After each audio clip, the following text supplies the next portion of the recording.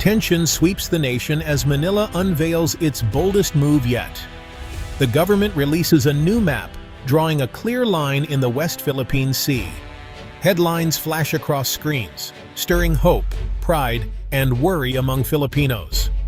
For years, these waters have seen standoffs and uncertainty. Now, with a new law and map, the Philippines takes its clearest stand yet. This is more than a line. It's a promise to defend the nation's rights and unity. On March 12, 2026, the Philippine Congress passed the Maritime Zones Act. This law marks a historic turning point. It officially defines the country's maritime zones, including the territorial sea, exclusive economic zone, and continental shelf, as guided by the United Nations Convention on the Law of the Sea. In simple terms, the law says, here are the areas where the Philippines has full rights to fish, explore, and protect. It sets clear boundaries on the map. This makes it much easier for the government to defend these zones in court and on the water. Before this law, there was confusion. Different agencies used different maps. Filipino fishermen and the Navy did not always know exactly where Philippine rights ended and began. The new law removes that confusion. Everyone, from the president to the smallest fishing boat, now has a clear guide. The Maritime Zones Act is more than just a legal document. It is a shield that helps protect the national interest and the daily lives of ordinary Filipinos who depend on the sea. For years, Filipino fishermen have faced threats and harassment in the West Philippine Sea. Many come home empty-handed, chased away by foreign vessels. Now, the Maritime Zones Act empowers the Navy and Coast Guard to protect our waters and fishermen. With clear boundaries, law enforcement can act quickly against illegal fishing and poaching. The seas are safer, and hope returns to our coastal communities. The world took notice when the Philippines passed the Maritime Zones Act. Support poured in from allies, especially the United States, Japan, Australia, and the European Union. These countries praised the Philippines for upholding international law and setting an example for peaceful, rules-based order in Asia. But not everyone was pleased. China strongly condemned the new law.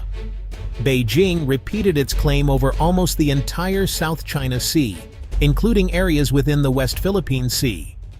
Chinese officials called the law illegal and warned of serious consequences if the Philippines tried to enforce it.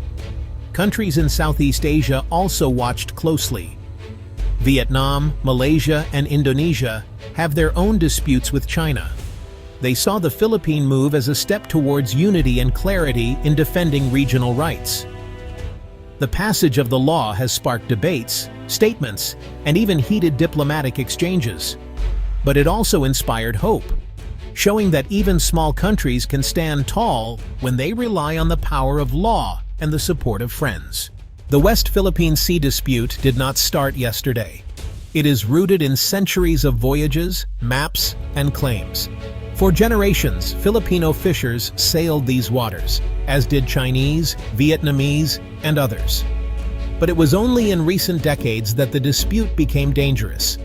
China claims almost the entire South China Sea using a 9-dash line, a map first published in the 1940s. This line covers waters that are much closer to the Philippines than to China. The Philippines, on the other hand, bases its claim on UNCLOS, an international treaty signed by more than 160 countries, including both China and the Philippines. History and international law now collide in the West Philippine Sea. What matters more, ancient maps or modern treaties? This is the heart of the dispute. It is not just about rocks and reefs, but about which rules the world should follow. The new law makes clear, the Philippines chooses law, not force, as its shield. It stands on treaties, not on ancient claims. China's claim is based on what it calls historic rights. Beijing says that Chinese fishermen sailed and fished the South China Sea for centuries. The 9-dash line is their proof. But this claim is not recognized by most of the world, including the United Nations. The Philippines, in contrast, uses UNCLOS as its guide.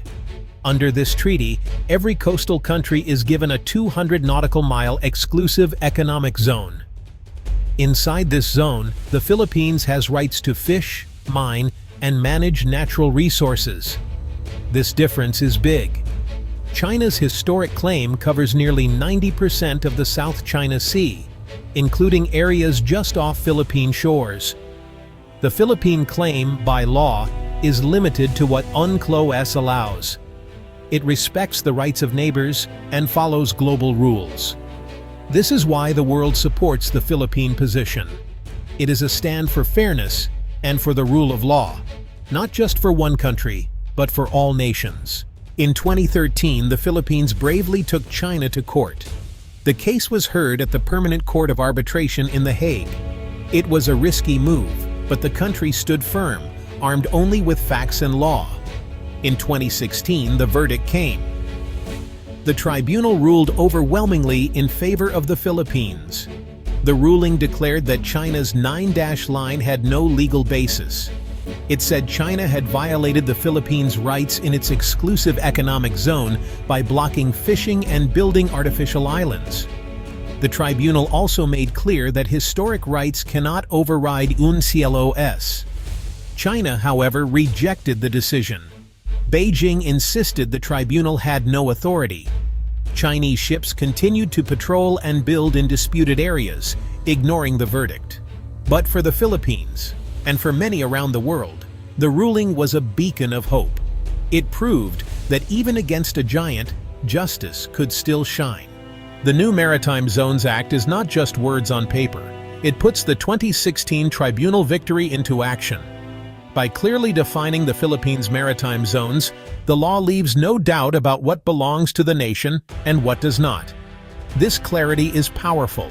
It guides the Navy, Coast Guard, and all law enforcement agencies.